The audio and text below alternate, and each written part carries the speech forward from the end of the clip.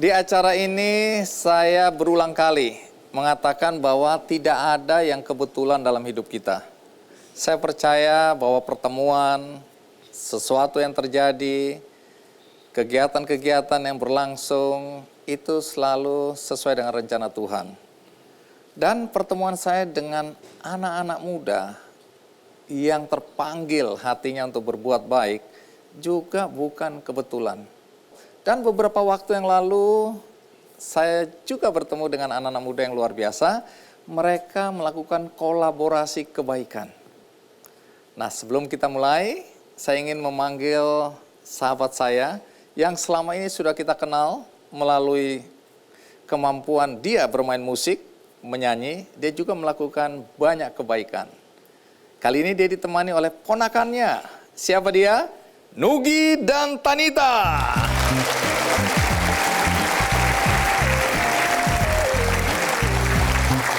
Nugi, keren-keren. Tanita.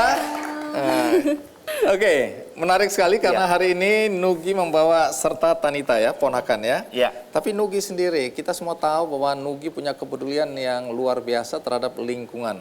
Coba ceritakan sedikit kegiatan terakhir berkaitan dengan kebaikan. Baru-baru ini juga saya dengan teman-teman muda yang kemudian beda generasi. Nggak usah ngomong ke sini, muda, beda generasi. Salah ya? Kesana aja, Oh, nggak iya. usah ya. Saya sangat menyambut baik generasi yang milenial ini yang tadinya saya sempat mikir mungkin agak apatis terhadap semua yang terjadi di sekitar kita. Tapi ternyata saya menemukan satu kelompok anak muda yang kemudian bertemu dengan saya dan mereka punya inisiatif yang mempunyai program namanya Rethink. Apa itu? Program tentang bagaimana kita berpikir ulang tentang semua hal dari gaya hidup kita sehari-hari yang mengakibatkan menurunnya kualitas alam ini. Dan salah satu yang kita tawarkan dengan teman-teman ini adalah mengajak orang untuk memulai dari kesehariannya untuk mengurangi pasti yang sekarang lagi heboh, plastik. Anit, kamu sendiri sebagai anak muda, apa yang kamu lakukan untuk berbuat kebaikan dalam hidupmu? Kan kemana-mana pasti kita sering banget aus kan ya. Buat saya pribadi selalu kemana bawa tumbler. Tumbler. Iya, tumbler terus bawa tas belanja, bukan plastik. Bisa dilipat. Bisa dilipat, masukin tas. Untuk apa? Tujuannya apa? Ya karena kita kan pasti gak jarang buat belanja, misalnya pergi ke tempat terus beli jajanan daripada pakai plastik yang sekali buang. Itu kita aku sendiri diajarin juga sama Nugi buat bawa. diajarin enggak? Ya cukup tertular lah. Itu yang Pelajaran itu nggak langsung. betul benar. Dia kan melihat Aku omnya. surprise banget dari seorang Gen Y ya kan? Gen Y tahun 2000-an kan namanya Aku Gen itu. Terus? Lanjut. ketemu terus tiba-tiba dia mempunyai aktivitas-aktivitas yang buat saya kok beda ya sama anak-anak di generasinya dia. Salah satunya adalah dengan inisiatifnya dia, setiap dia ulang tahun pasti ada visit ke rumah yatim piatu. Ini orang lumayan unik. Baik, hari ini mau nyanyi Ya. satu lagu khusus kayaknya ya. Satu lagu khusus Apa itu? permintaan Bapak Raja, Bapak Andi F. Noya yang Kalau di tiba-tiba- Papua namanya Bapak Raja. Kalau di Papua dipanggil Bapak Raja. Saya ditanya, Nugi, punya lagu kah yang bisa kita nyanyikan untuk benih baik? Terus saya bilang, nggak punya. Saya punya lagu judulnya Lagu Untuk Dunia. Oke. Itu saya buat kira-kira tahun 2008. Tapi kemudian saya dengarkan liriknya kembali, ternyata memang ceritanya lagu Untuk Dunia ini adalah untuk mengajak dunia berbuat tentang kebaikan-kebaikan oleh siapapun, kepada siapapun dengan cara-cara yang kita pilih sendiri. Dan itu lagu itu judulnya memang Lagu Untuk Dunia. Tapi begitu saya kasih dengar ke Om Andi, ini nanti lagunya jadinya Lagu Untuk Dunia. Enggak, saya ganti karena saya yang menciptakan. Benih Baik judulnya. Wah. Oke, mari kita sambut Nugi, Tanita, dan Leo.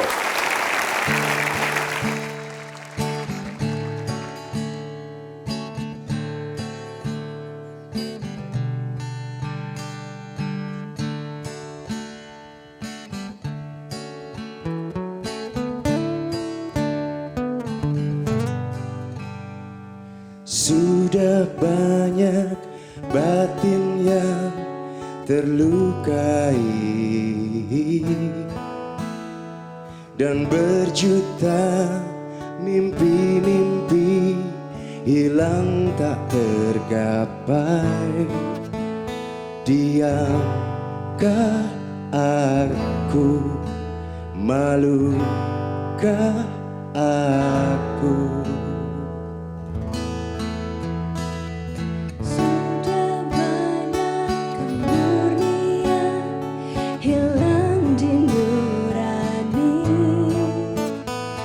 tiba saat setiap jiwa untuk perbaiki dengan memberi, dengan berbagi. Oh dunia, janganlah kau bersedih, masih banyak teman baik di sini. Oh dunia, ku ingin kau kembali, bawa benih baik dalam kasih.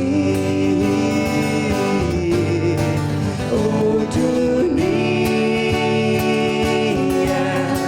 janganlah kau bersedih, masih banyak teman baik di sini. Oh dunia, ku ingin kau kembali, bawa benih baik dalam kasih murni.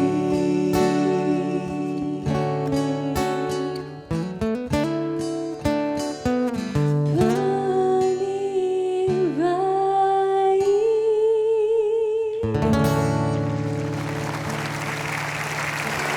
Berikutnya saya akan mengundang seorang perempuan yang saya kenal kira-kira 2 tahun yang lalu berkaitan dengan kegiatan yang dia lakukan dan tentu saja perbuatan baiknya.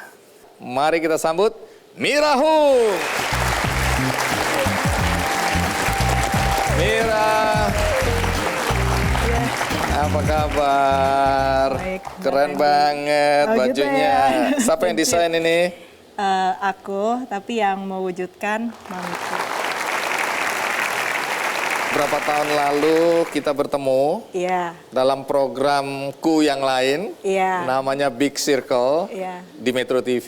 iya, Karena di situ Mira menceritakan apa yang dia lakukan melalui produk-produk Iya. yang jadi kreasi Mira ya.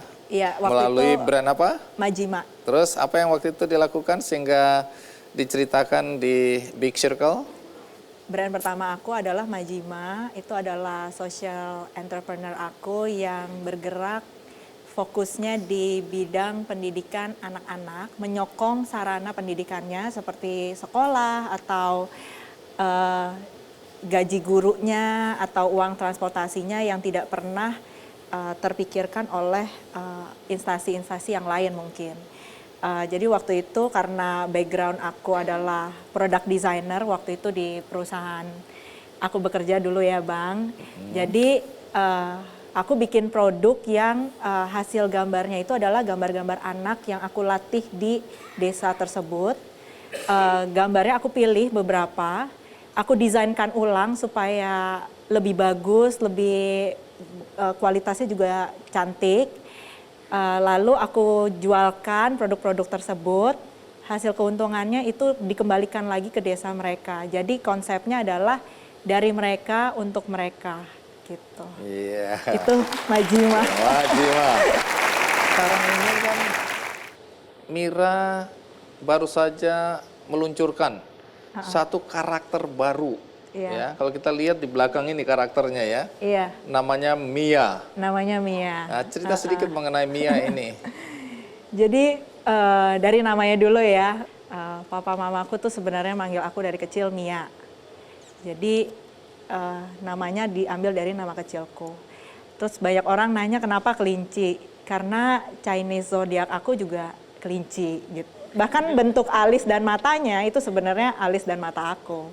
Aku launching ini di Hari Kebaikan Dunia, World Kindness Day di 13 November 2019. Peluangnya justru datang ketika aku ditawarin langsung oleh Line. Nah, stop sampai di sini.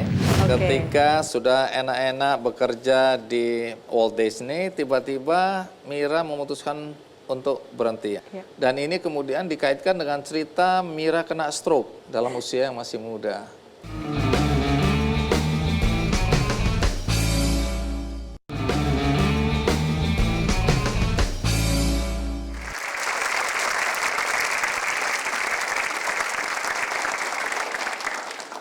Nah, Mira, ini adegan yang menarik ini.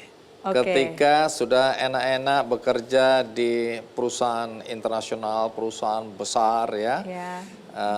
Walt Disney, tiba-tiba Mira memutuskan untuk berhenti, atau bukan tiba-tiba mungkin. Mira memutuskan untuk keluar. Ya. Dan ini kemudian dikaitkan dengan cerita Mira kena stroke Oh iya. dalam usia yang masih muda. Coba cerita dikit ya soal stroke ini. Memang aku sering migrain, cuman ini rasa pusingnya agak berbeda dan sebenarnya aku udah nggak bisa merasakan badan aku yang di sebelah kiri. Pada saat itu aku nggak tahu aku kenapa. Akhirnya dia cepet-cepet bawa aku ke rumah sakit terdekat dari kantor. Terus aku disuntik dan ya segala macam lah ya. Aku agak lupa aku diapain, tapi abis itu aku tidur ternyata. Ketika bangun, aku ketemu sama dokter spesialisnya. Ya, beliau menjelaskan bahwa aku kena mild stroke sebenarnya, stroke ringan, gitu. Dan untungnya cepat ditanganin, jadi aku cepat balik gitu. Tapi aku dimaki-maki, Bang, Oleh? dokternya. Kalimat yang paling mengena ketika dia bilang, lu kalau kayak gini terus, udah umur 36 mati aja, gitu. Dari situ aku shock banget, aku kayak, memang itu pertama kalinya aku benar-benar memikirkan tentang kesehatan. Dan waduh kalau 36 aku beneran mati gitu ya, aku cuman punya sedikit waktu loh untuk merealisasikan mimpi Mimpimu. aku. Baik, dan kemudian pergi ke India, itu Iya. juga semakin memantapkan ya keinginan untuk betul-betul punya brand sendiri. Iya, Tapi jadi- sebelum sampai di situ, Ya oke. kita lihat dulu tayangan berikut ini. Kenapa juga inspirasi dari India ini? Di tempat-tempat tersebut banyak sekali karya seni seperti lukisan atau relief atau candi-candi yang menceritakan tentang kebaikan dan ajaran Sang Buddha yang bertahan selama ribuan tahun dari generasi dan ke generasi. Dari situlah sebenarnya ide awal Miwa terbentuk. Jadi waktu itu aku mikir, wah sebenarnya tuh aku juga sama seperti seniman-seniman dan artis-artis ini yang sebenarnya juga bisa menghasilkan suatu karya seni, dan sebenarnya karya seni gue nih harus bermanfaat atau melakukan suatu kebaikan yang bisa berguna bagi orang dari generasi ke generasi gitu. Dan ternyata belakangan kemudian memang Mira melakukan banyak sekali ya perbuatan baik, pemberdayaan kaum perempuan terutama ya. Iya, Termasuk di desa Kopeng. di Desa Kopeng di Terus di Semarang. penjara tadi ya. Iya, di lapas seluruh Indonesia. Apa yang Mira lakukan apa? Lakukan pelatihan-pelatihan pemberdayaan ekonomi baik di lapas seluruh Indonesia atau di daerah-daerah. Jadi perempuan-perempuan itu diajarin untuk apa? Ada yang aku ajarin membatik, ada yang aku ajarin merajut, ada juga aku ajarin melukis di tote bag.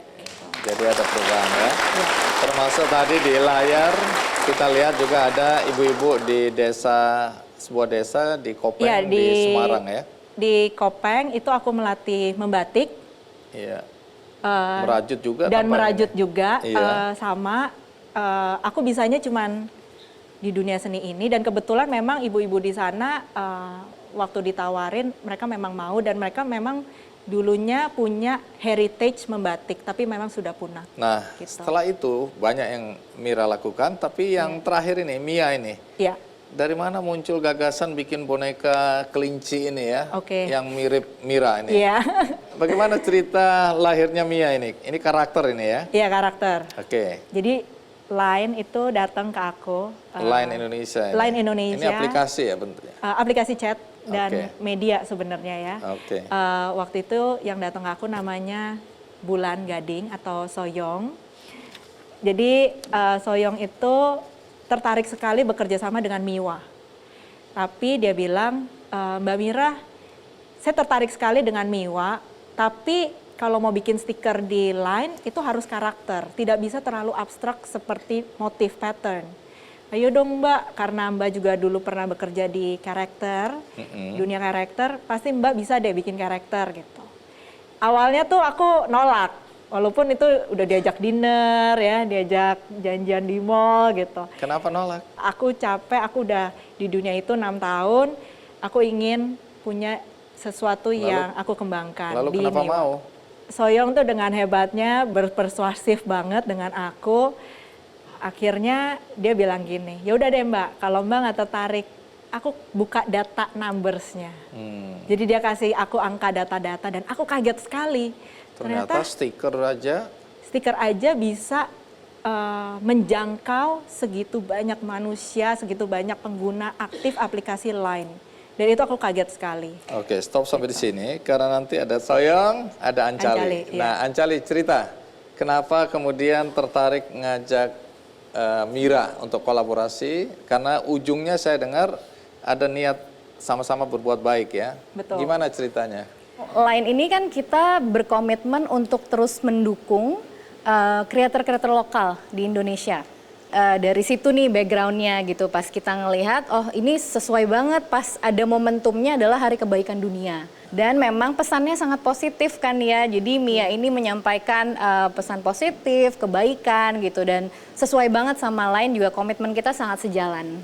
Kolaborasi kebaikannya ini bagaimana? Coba cerita. Dengan pembelian stiker ini kita bisa juga memberikan donasi.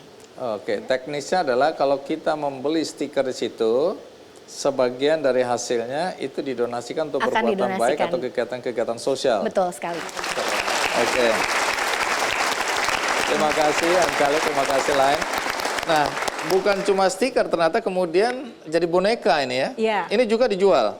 Iya, ini akhirnya aku jual karena ternyata untuk mengajak orang berbuat baik itu kita harus kreatif Bang kalau zaman sekarang. Jadi nggak bisa cuman pakai link terus cuman ajakan gitu. Itu mungkin culture-nya belum ada Bang. Jadi Oke. aku harus berputar otak gimana caranya supaya yang belum mengenal Mia itu ingin berdonasi walaupun mungkin nggak ngerti caranya memakai aplikasinya atau nggak familiar dengan digital, teknologi.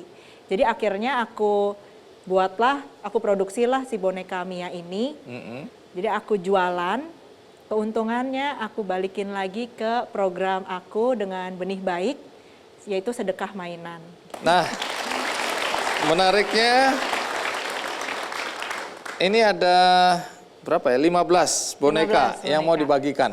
Mari kita lihat siapa yang beruntung 15 penonton hari ini. Iya, akan mendapatkan boneka Mia. Saya ingat waktu itu ayah pernah bilang, kamu sekolah ke Amerika, ambil ilmunya, kembangkan dan pulang dan bangun bangsamu. Nah, kata-kata itu selalu mengiang.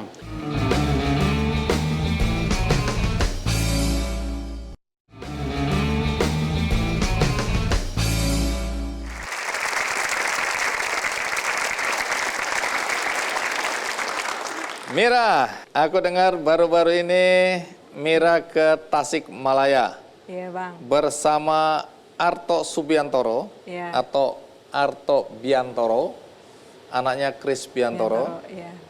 Ngapain ke sana? Aku undang Mas Arto waktu itu ke acara launching Mia di Iya. Hari Kebaikan Dunia.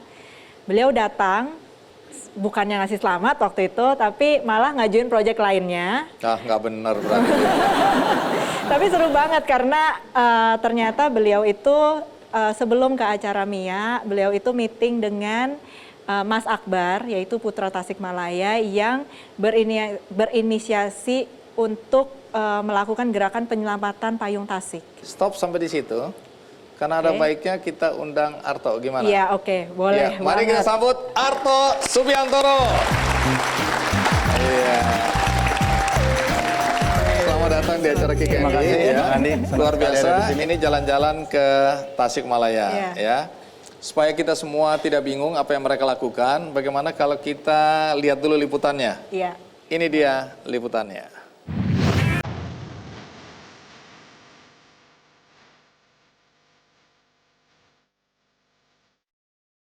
Arto Subiantoro atau yang sering disapa Arto mempunyai peran penting dalam memajukan pelaku usaha di Indonesia.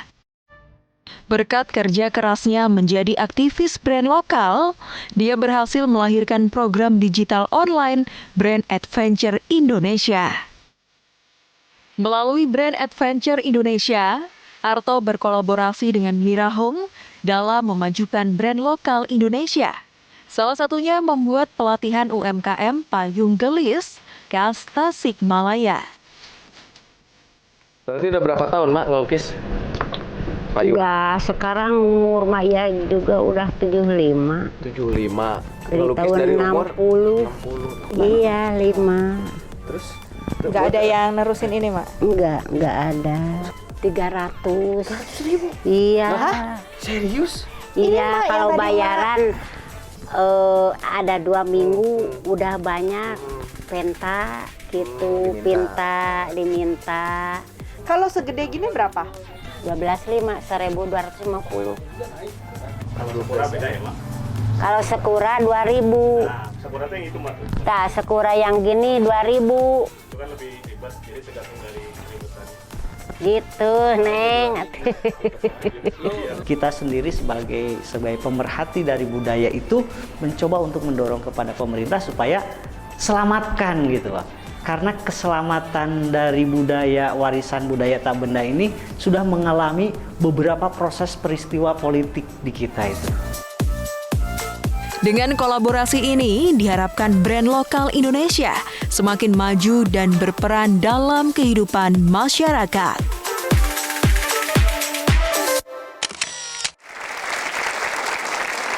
Ya, tapi sebelum cerita ke Tasik tadi, cerita sedikit karena hampir sama cerita kehidupannya, yaitu kerja di satu perusahaan periklanan besar, ya multinasional, kemudian memilih keluar.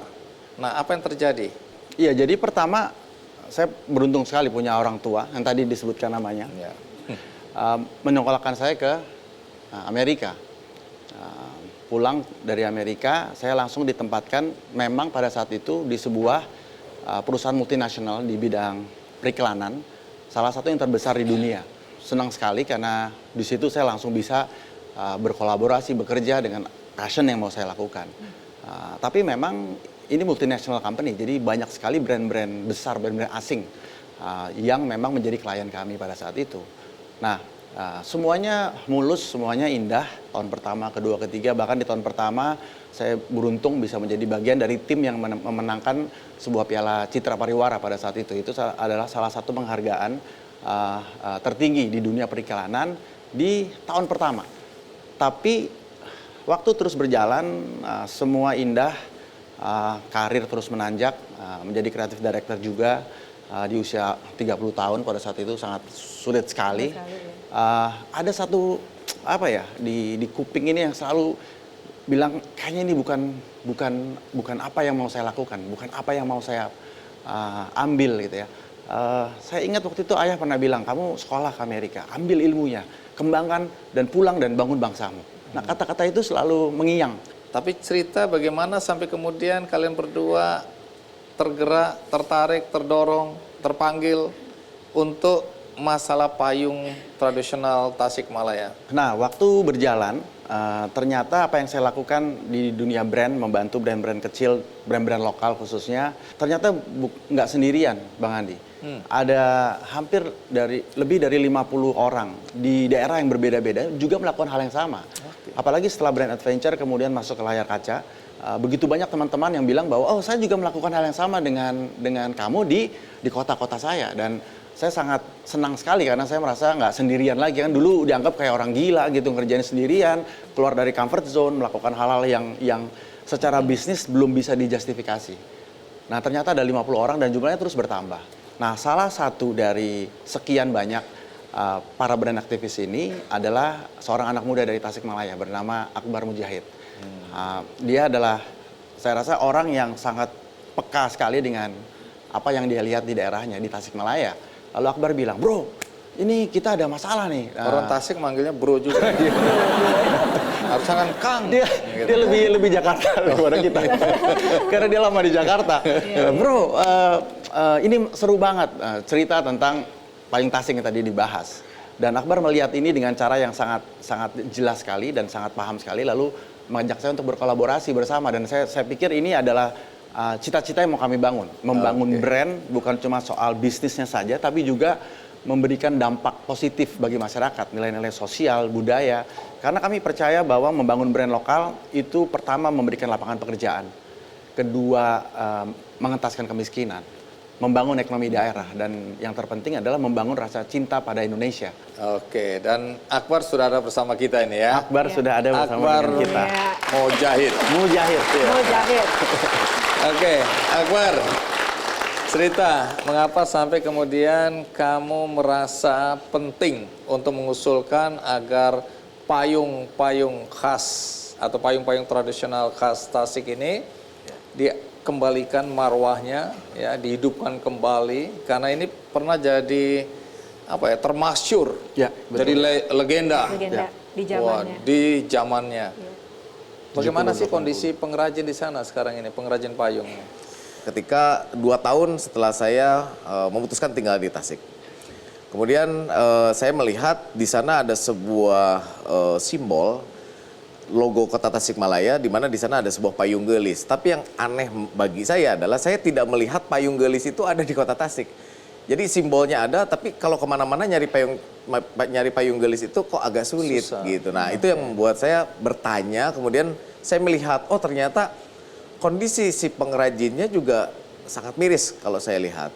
Dan mirisnya itu gimana ya? Mirisnya itu mungkin seperti ini, sebetulnya marketnya itu ada, tapi kondisi pengrajinnya kok tidak dalam sebuah keadaan ekonomi yang baik. Sehingga boleh dikatakan pas-pasan. Yang lebih mirisnya lagi, ternyata mereka itu sudah tinggal 2 orang pengrajin yang sudah lanjut usia, di usia 74 tahun. Kenapa regenerasinya nggak jalan? Nggak jalan. Oke, yang pertama adalah nilai ekonomi sangat rendah. Ketika saya tanya ke mereka, margin keuntungannya juga sangat sedikit.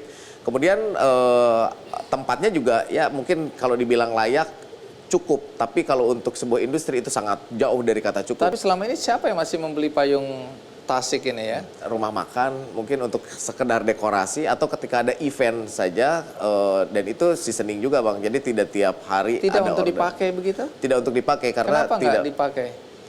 Bahannya kain dan kertas Bang. Dengan kehadiran teman-teman untuk mencoba ya, membuat ini lebih modern, reaksi para pengrajin apa?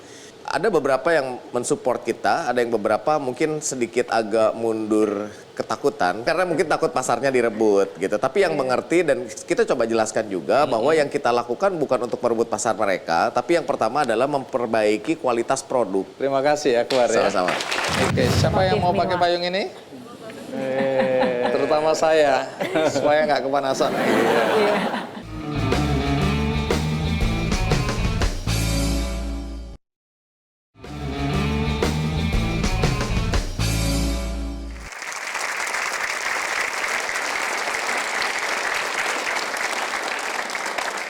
Baik, terima kasih Anda masih bersama saya dan masih ada Arto serta Mira ya. Nah, setelah ke sana bagaimana reaksi ibu-ibu? Tadi kan diajarin juga. Iya. Dan pengrajin di sana ketika melihat ada upaya untuk mengangkat kembali payung gelis Tasikmalaya ini. Ada yang senang banget, sangat welcome, bahkan sangat mensupport. Tapi ada juga yang khawatir. akan perubahan yang akan kita lakukan gitu. Perubahan selalu membuat banyak orang Banyak orang, khawatir iya betul. Oke, terus? Gitu. Bersyukur sekali aku bisa diajak ke Tasikmalaya untuk bertemu para pengrajinnya bersama orang-orang yang baik dan menginspirasi aku ini. Ini ya corak yang ditawarkan ya. Iya, ini corak-corak Ini yang sudah contoh dapat sentuhan sebenarnya. dari Mira. Iya, ini Oke, siapa yang mau motif pakai Mila. payung ini? Terutama saya, supaya nggak kepanasan. Ini dia ya. Ya, Iya. dan ini semuanya sudah anti air. Bahan apa ini?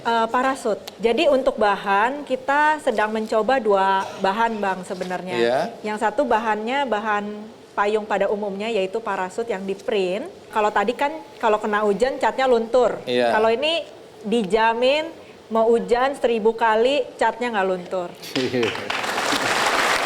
Udah mulai jualan. Udah mulai jualan. Iya, iya. Terus Ada perubahan ya. yang satu bahan parasut, Bang, yang satu lagi bahannya namanya Tyvek. Tyvek itu adalah sebenarnya kertas anti air. Jadi secara filosofi bahan ini lebih dekat dengan filosofi payung tasik, yaitu yang ciri khasnya terbuat dari kertas. Tapi kali ini kertasnya memang sudah industrial, jadi memang sudah anti air dan bisa di print Bang.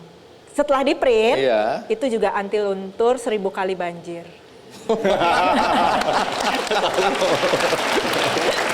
Kalau saya bilang nggak ada yang kebetulan, Iya. ingat nggak? Tanpa sengaja kita ketemu lagi di Iya. salah satu kafe. Kafe, iya. Nah, saya di tempat lain, Mira Aku di dan tempat teman-teman di lain. tempat lain. Iya. Kemudian saya bersama seseorang yang begitu dipertemukan dengan Mira, baru ngobrol 5 menit, dia bilang, kita sebenarnya bisa saling kolaborasi lagi karena orang ini orang baik, ya, Iya. karena dia sering banyak sekali atau dia banyak sekali membantu saya dalam kegiatan sosial. Terus kemudian ketemu Mira, dia menawarkan untuk menyiapkan bahannya, ya. Bahannya, iya. Namanya Pak Guntur, orangnya ada di sini. Tapi kemudian Mira bertemu dengan teman-teman yang lain ya, yang Iya. juga siap untuk menyediakan materi Iya. atau bahan ini ya. Dan sebenarnya Bang juga aku dipertemukan dengan orang yang sangat baik sekali, Iya. walaupun juga baru kenal. Entah kenapa dia juga sangat baik sama. Oh, itu teman saya pasti. Kebetulan beliau juga hadir di sini, namanya Pak Riano Mana dan Pak Riano? Freddy. Boleh berdiri Pak Riano. Pak Freddy juga ya. Jadi Oke, ini orang baik berarti ya. sangat baik. Teman saya itu. Oh, iya. Iya.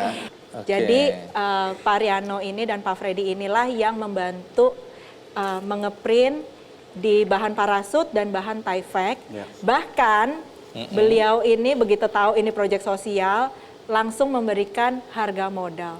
Wah, kolaborasi kebaikan. Iya, iya. Jadi enggak Atau perubahan apa yang hendak dilakukan atau sudah dilakukan untuk mulai membangkitkan kembali payung khas Ya, Tasik ini. nah yang saya lakukan pertama kali adalah memposting topik itu di Instagram. Saya posting, saya bilang bahwa ada payung Tasik dan memang tadi yang Bang Ani bilang benar, kebaikan selalu menarik lebih banyak kebaikan. Tiba-tiba ada seorang jurnalis senior, Mbak Indah namanya, yang kontak saya bilang, Arto saya mau ikutan di proyek payung Tasik. Dan saya senang sekali karena itu tadi kita punya passion yang sama. Dan pada saat kami berangkat ke Tasik, 1 minggu sebelumnya Mbak Indah bilang, boleh nggak saya ajak seorang fotografer? Saya bilang, siapa itu? fotografernya? Namanya Arben Rampe. Saya bilang, Wah, itu idola saya itu. Mana ada nggak di sini? Ada. Ada di sebelah Mbak sana. Indahnya ada juga nggak? Ada Mbak Boleh Indah. berdiri dong. Iya. Iya. Jadi Kolaborasi kebaikan lagi. Jadi Iya. Mbak Indah ini sangat strategis sekali dalam proyek ini karena yang tadi Akbar cerita, brand adalah soal narasi dan Iya. penulisan narasi, topik yang tepat, isu-isu yang menyentuh itu menjadi sangat penting sekali untuk kami bangun. Jadi kami juga berangkat kemarin dengan Mbak Indah juga untuk menggali cerita-cerita yang selama ini tidak pernah didengar oleh orang tentang payung Tasik. Ditambah dengan kekuatan visual dari Bang Arbain. Jadi kami lempar pre-order dan pre-ordernya sudah langsung disambut oleh beberapa brand yang juga Iya. mau bekerja sama. Dan Awal-awalnya. ada 2 perusahaan yang sudah pre-order dan ingin mensupport kegiatan ini. Mereka adalah BCA. Teman-teman BCA.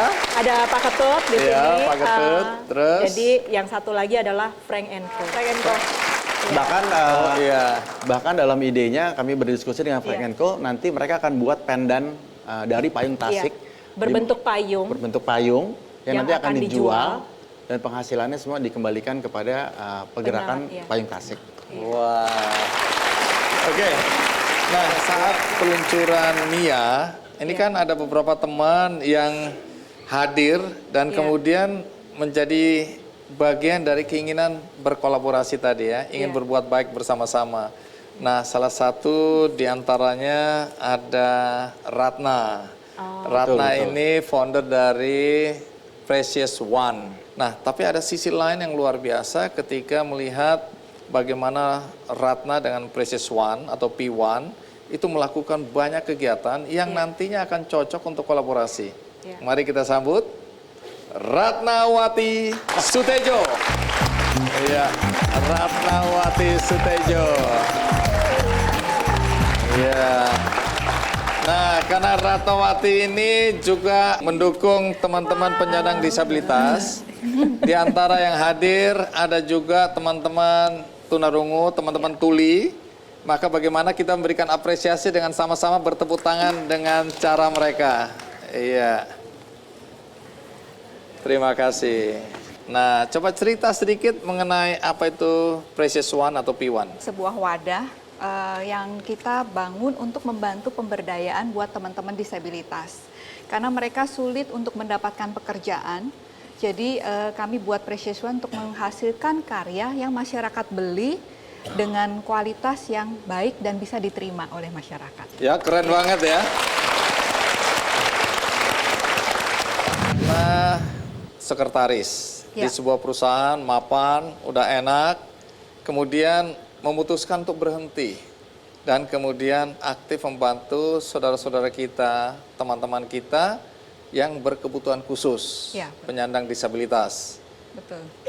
Kenapa kok sudah enak-enak kerja sebagai sekretaris memutuskan untuk keluar waktu itu?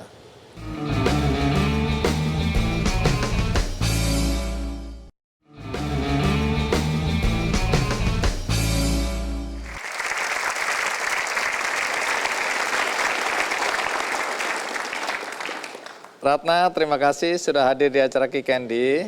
Tadi saya jelaskan bahwa dulu Ratna sekretaris di sebuah perusahaan, mapan, udah enak, kemudian memutuskan untuk berhenti. Dan kemudian aktif membantu saudara-saudara kita, teman-teman kita yang berkebutuhan khusus, penyandang disabilitas. Betul. Kenapa kok sudah enak-enak kerja sebagai sekretaris, memutuskan untuk keluar waktu itu? Jadi sebenarnya tidak ada rencana ya untuk keluar karena waktu itu pas saya sibuk bekerja dan Tuhan izinkan saya sakit selama 2 bulan. Tuhan izinkan saya sakit? Iya, hepatitis A, tapi SGOT, SGPT saya itu sampai angkanya 2000. Tinggi sekali, Bang. Jadi harusnya normalnya di bawah 100, saya 2000. Dan saya bersyukur banget virusnya A, jadi saya dokter masih menganggap bahwa ini masih aman, tapi saya harus istirahat total 2 bulan. Akibatnya apa kalau sakit itu ya? Saya tidak bisa melakukan kegiatan, jadi saya lemes sekali badan saya hanya bisa bertahan duduk di tepi ranjang sekitar 15 menit, habis itu saya nggak punya kekuatan lagi dan saya harus berbaring. Jadi saya perlu mengerahkan sekuat tenaga saya untuk melakukan semua aktivitas selama 2 bulan. Nah, artinya apa? Setelah Anda merasakan sakit itu? Ya, jadi waktu itu saya merasa bahwa ketika saya punya anggota tubuh lengkap dan saya tidak bisa melakukan apapun, saya merasa nggak berguna hidup saya. Dan dari situ saya berpikir bahwa gimana dengan teman-teman disabilitas yang tangan, kaki, semuanya nempel tapi tidak bisa berfungsi. Sedangkan saya waktu itu masih bisa berfungsi, Jadi hanya Anda tidak mulai punya kekuatan. berempati nih ya? Betul, saya mulai merasa bahwa gimana ya perasaan mereka. Akhirnya saya bernasar sama Tuhan, kalau Tuhan izinkan saya hidup lebih lama, saya kepengen dong bergaul, mengenal dunia disabilitas itu seperti apa yang dulunya saya nggak ngerti sama sekali. Nah, kemudian apa yang Anda lakukan? Belajar bahasa isyarat. Jadi saya Belajar bahasa isyarat? Iya, saya belajar bahasa isyarat. Sesudah belajar bahasa isyarat? Dan setelah belajar, saya mulai setiap kali saya ketemu sama orang-orang, teman atau siapapun, saya mulai menceritakan kerinduan saya bahwa saya kepengen lo bergaul sama teman disabilitas, saya kepengen berteman dengan mereka. Jadi di antara semua yang saya temuin ternyata ada 1 orang yang punya adik tuli. Dan akhirnya dia bilang, adik saya tuli, oke di mana? Di rumah. Boleh nggak saya kenalan? Saya bilang gitu. Saya datang ke rumahnya, saya bergaul sama dia, saya ngobrol. Anak ini merasa bahwa ini Ratna, kenapa bisa bahasa isyarat ya? Yang selama ini teman tuli ini berpikir bahwa dia nggak mau bergaul sama orang normal karena kerjanya cuma ngejek mereka. Dan sedangkan saya datang ke dia, saya sebagai orang normal, kok saya bisa komunikasi sama dia. Akhirnya saya berteman sama dia dan saya ajak dia ke kantor. Saya bilang, mau nggak kamu datang ke kantor untuk bikin sesuatu. Dan akhirnya dia datang dan langkah pertama saya adalah bikin kartu dan jepit rambut. Itu tidak punya rencana sama sekali untuk sampai hari ini. Dan akhirnya dia senang, dia dapat uang dari hasil jualan kartu dan jepit rambut itu. Lalu dia merasa bahwa ternyata gue bisa ya bikin dan kerja. Dan akhirnya saya mulai terus pasarin dan anak ini berkata kepada saya, boleh nggak saya ajak teman saya?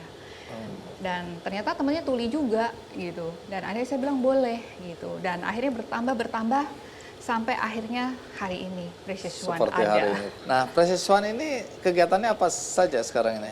Saat ini jadi selain kami punya workshop yang isinya produksi dan kemudian berjalannya waktu kami mulai mempunyai beberapa program yang fokusnya adalah semua berhubungan dengan dunia disabilitas. Salah satunya adalah kami mengadakan Special Day for Special Children di mana kami mengundang ribuan anak berkebutuhan khusus di satu kota untuk kami ajak bermain bersama. Dan kami tahun ini di bulan Maret nanti kami adalah yang ke-7. Jadi sebelumnya kami udah di Semarang, Tegal, Kabupaten Bandung, Solo, Purwokerto, November kemarin di Jakarta, dan tahun ini di Sidoarjo. Dan mungkin akan lanjut di kota berikutnya karena kami sudah diminta 3 kota untuk tahun ini. Baik, itu baru satu program. Tapi nanti cerita program berikutnya. Iya. Tapi sebelum itu tentu kita mulai penasaran apa yang dilakukan sehari-hari. Kita bisa lihat nanti di videonya ya. Ini dia tayangannya. Kembali ke belakang, Ibu keberatan dengan apa yang menjadi keputusan Ratna ya, keluar dari perusahaan untuk kemudian ngurusin tanda kutip, ngurusin teman-teman penyandang disabilitas. Kenapa orang tua keberatan? Sebenarnya mereka keberatan karena mungkin memikirkan masa depan.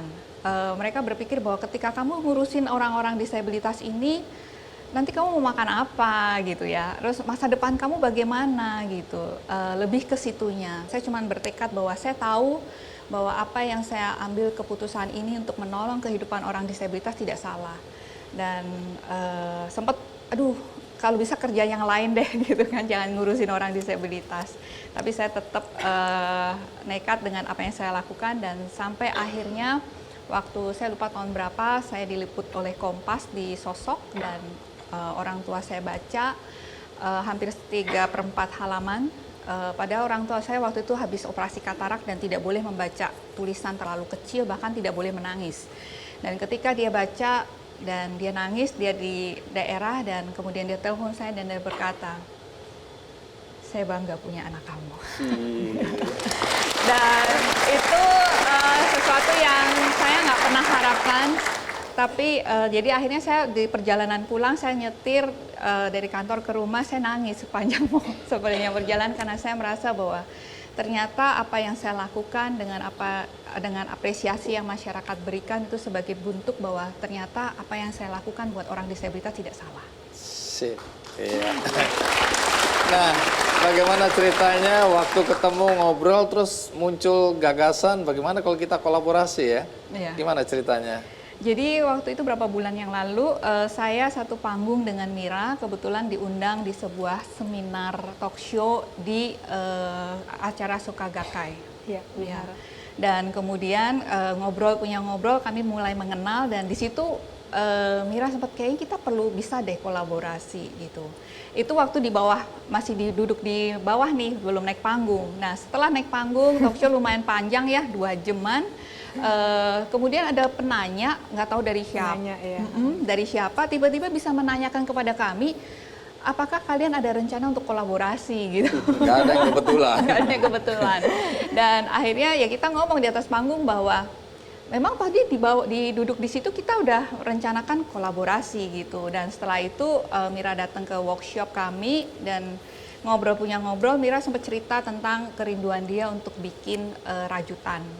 Dan waktu bikin rajutan saya bilang, rajutan tuh bener nggak sih seperti ini? Karena dulu saya kecil pernah ngerajut dan bener gitu. Akhirnya dia terus dorong saya untuk bikin Mbak, bikin gitu. Dan waktu itu saya mikir gini, dengan teman-teman di Precious One, produksi kami lumayan padat.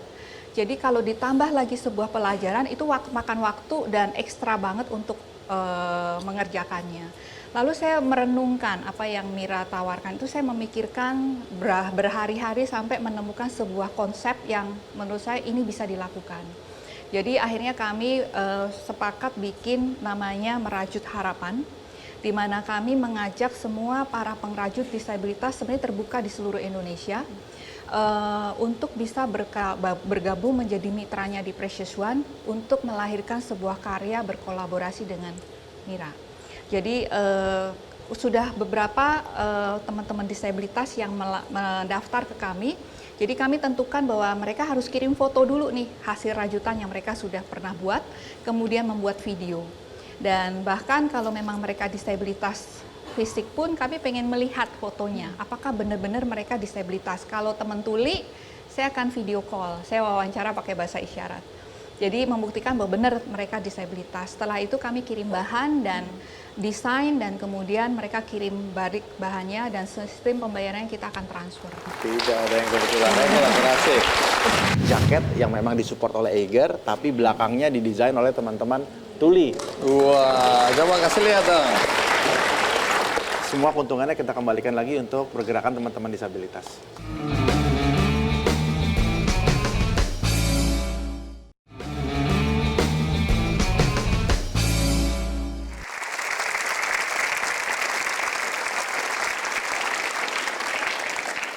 Masih bercerita tentang perbuatan baik antara satu dan yang lain, kemudian berkolaborasi, bersinergi, bersama-sama ingin menyelesaikan masalah-masalah yang muncul di masyarakat ya. Salah satu tadi adalah masalah yang dihadapi oleh teman-teman penyandang disabilitas. Nah kalau ada yang tanya kok bisa sampai berapa itu, masuk ke tahun ke-16 ini ya? Tahun ini tahun ke-16. Tahun ini tahun ke-16, kok bisa tahan untuk melakoni kegiatan membantu orang, sementara banyak orang untuk merasa bahwa apa yang dia lakukan hanya untuk dirinya sendiri, dia tidak mau berbagi dengan orang lain. Apa yang membuat Ratna begitu kuat melakoni kehidupan seperti ini? Pertama karena itu sebuah panggilan. Saya pertamanya dealnya sama Tuhan. Yang kedua ketika saya jalanin ini, ternyata saya melihat banyak sekali perubahan hidup dari teman-teman disabilitas. Dan dari mereka dulunya menganggur, akhirnya mereka dapat pekerjaan, dari mereka dulu tidak bisa, akhirnya jadi bisa, dan bahkan dari mereka yang mungkin ditolak, tidak dianggap, tapi hari ini karya mereka diterima oleh masyarakat. Dan itu menjadi sebuah penyemangat hidup saya sendiri untuk terus membantu, terus melakukan sesuatu buat teman-teman disabilitas di Indonesia bisa terus berkarya dan berkembang. Yes, dan hasilnya sudah kita lihat ya. Iya. Karena tadi saya sudah tunjukkan karya yang ini juga ya. Ini apa ini? Itu tas pouch kecil tapi bisa ditenteng gitu, tapi bentuknya baju gitu ya. Jepang ini ya? Iya. Kimono Jepang ya? Karena waktu itu pas dibuat, didesain waktu kita ada pameran dengan tema Jepang. Dan Iya. saya lihat ini jaket yang dipakai Ratna, belakangnya ada gambarnya. Ini beli atau hasil karya juga? Jaketnya beli, tapi ini dilukis oleh teman tuli. Oh, lukisannya apa itu? Lukisannya Wow, ini dan keren ya. Kemudian dikasih aplikasi juga dari Perca, jadi ini nggak akan sama. Kenapa kita buat ini? Karena kita kepengen juga melahirkan para pelukis-pelukis disabilitas dan nantinya kedepannya di seluruh Indonesia juga untuk bisa berkarya bersama dengan Precious One. Dan sekarang kita juga berkolaborasi dengan Brand Ambassador Eiger. Apa kolaborasinya? Jadi apa? beruntung sekali karena Brand Adventure juga disupport oleh Eiger. Dan kebetulan Mbak Ratna juga, sebenarnya saya mengenal Mbak Ratna jauh sebelum lebih dulu dibandingkan mengenal Mira. Iya, karena brand aktivis juga ini ya. Iya, dan Ratna ini juga sebenarnya brand aktivis dengan spesialisasinya di dunia disabilitas. Iya. Karena brand-brand disabilitas juga penting untuk diangkat. Dan kami berkolaborasi dalam bentuk membuat jaket yang memang disupport oleh Eiger, tapi belakangnya didesain oleh teman-teman Tuli. Wah, coba kasih lihat dong. Dan Keren ya. Dan ini rencananya akan kami lelang juga di Brand Adventure dan semua keuntungannya kita kembalikan lagi untuk pergerakan teman-teman disabilitas. Keren. Baik. Nah, kalau dilihat di sini ya, Arto, apa yang dilakukan bersama-sama dan kemudian kita dengar juga dengan semua kegiatan Mira. Mira ini ketua Pemberdayaan Ekonomi Wanita seluruh Indonesia. Di organisasi namanya Wandani. Oh, di organisasi namanya Wandani. Iya. Wandani itu apa? Wandani itu kepanjangan dari Wanita Theravada Indonesia. Sebenarnya organisasinya di organisasi Buddhis, di organisasi agama, tapi kita terdaftar di Kementerian Agama dan ini organisasi resmi dari pemerintah juga. Sudah 24 tahun berdiri. Wow, dan kegiatannya apa? kegiatannya banyak, Bang. Sebenarnya kita banyak divisi dan banyak cabang-cabangnya. Kebetulan aku dipercayakan menjadi ketua bidang usaha kreatif pemberdayaan ekonomi wanita yang tersebar di 24 kota seluruh Indonesia. Apa yang dilakukan? Jadi tugas aku sebenarnya ke daerah-daerah ini untuk menggali potensi apa yang bisa digali di daerah tersebut. Nah, salah satunya yang tadi kita sudah lihat di video yaitu pemberdayaan batik di Kopeng dan pemberdayaan ngerajut di Kopeng. Dan gitu. saya lihat teman-teman Wandani Ya, sudah dan ada di sini ya. ada foundernya Ibu Metasari dan ketua Iya. umumnya hari ini Ibu Weni loh. Iya. Nah, kita berikan aplaus yang luar biasa ya. Nah, di akhir acara ini ya kita ingin Nugi kembali tampil ya. Iya. Untuk membawakan satu lagu berkaitan juga dengan kebaikan. Tapi sebelum itu, bagaimana kalau kita panggil Nugi kembali ke panggung? Ya. Nih, bagaimana kalau Nugi dengan kebaikannya berbagi produk-produk Precious One? Siap. Oke? Hanya menunjuk ke layar siapa yang beruntung. Oke. Tugasnya ringan ya. Tapi Enteng ya tugasnya ya. Tapi bisa berubah loh kalau itu nggak sesuai dengan kebaikan yang dibagikan. Oke? Siap? Hari ini siapa yang beruntung mendapatkan produk-produk Precious One? Inilah dia.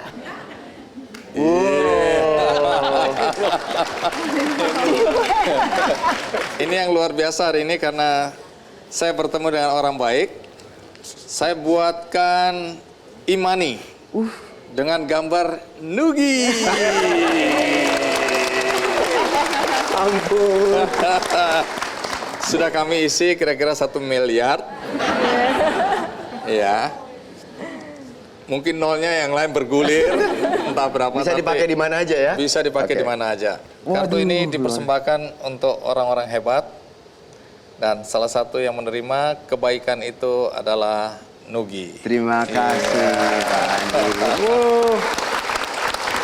Oke, tapi Nugi tidak sendirian karena kita akan membagikan kartu semacam ini yang sudah diisi juga kepada 20 penonton. Wih.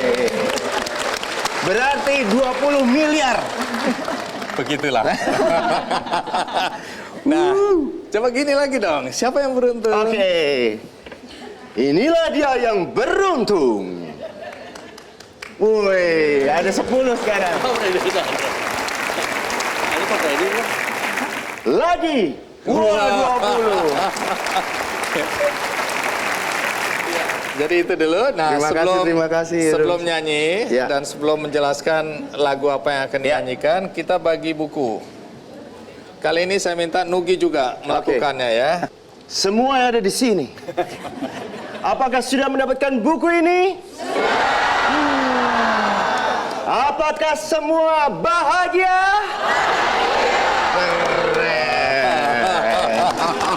Sakti juga. Emang si Candy bikin bahagia. Aku ya. Nah, kebahagiaan yang sama kami ingin bagikan bagi Anda semua yang ada di rumah. Sehingga kami harapkan Anda juga mendapatkan buku ini. Caranya mudah, ikuti kuis di Twitter Kick Andy Show. Dan juga bisa melalui undian di kickandy.com. Dan bagi Anda tadi yang tidak bisa mengikuti episode kali ini dari awal, Anda bisa menyaksikan tayangan ulangnya di YouTube Kick Andy Show dan juga di metrotvnews.com. Begitu ya. Dan sekali lagi, bagi Anda, berikan makna dalam hidup Anda dengan berbuat baik. Caranya mudah, dengan berdonasi di benihbaik.com. Baik, kalau begitu, sekali lagi kita berikan aplaus untuk Ratna, Arto, dan Mira.